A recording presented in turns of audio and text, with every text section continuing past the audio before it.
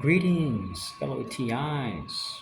When I lived in Austin, Texas, I had talked to quite a few people because I was going through something really unusual. It was absolutely nuts.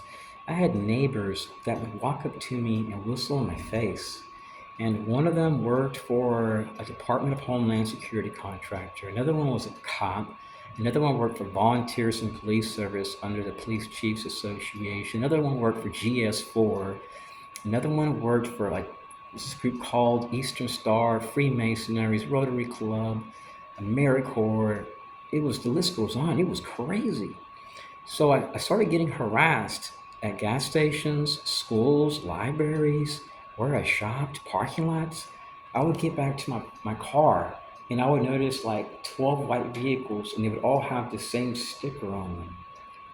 And they may say like Department of Public Safety, and I would just be eating a meal with family. I'd be harassed by veterans, like between the ages of like 60 to 75. And even today, this is no joke, I have videos and it shows people parking their car, walking into a gas station, getting this close to me, whistling, and then walking out the gas station.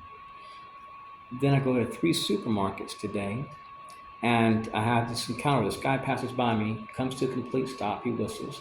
Another guy's passing behind me, stops, whistles. They both walk out and buy nothing.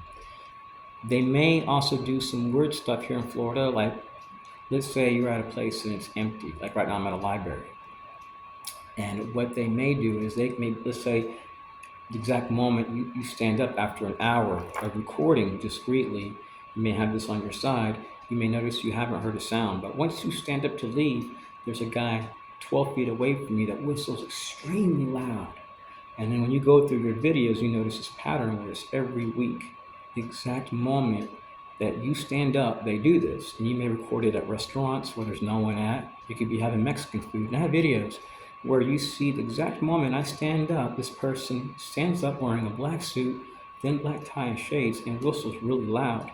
They may come with elderly people. They've harassed me at a few places. I had to file a police report in a town on the outskirts of Florida called Leesburg, Florida. I do not even live there. And this guy parks his car, and he's elderly. He's a what do you call these veteran. So he parks his car, and he walks up to me. He whistles, and then he leaves the store automatically without buying nothing, looking at anything, within seconds. So I contact the National Security Agency because I have thousands of videos like this. And it shows mobbing. They slammed the phone on me. I contacted Department of Homeland Security. They slammed the phone on me. In Texas, I contacted NSA, CIA. They don't respond back. I have videos where I've contacted Department of State and all these agencies. Army, there's no response. So everything related to terrorism is technically, uh, in my opinion, from what I've seen, is a government activity. It's not a societal problem.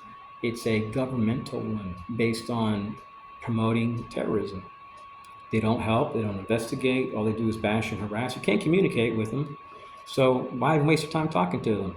You have to be your own investigator because if you ask them for help, what they're going to do is they're going to say, we can't reveal to you any names if this person's an agent or not.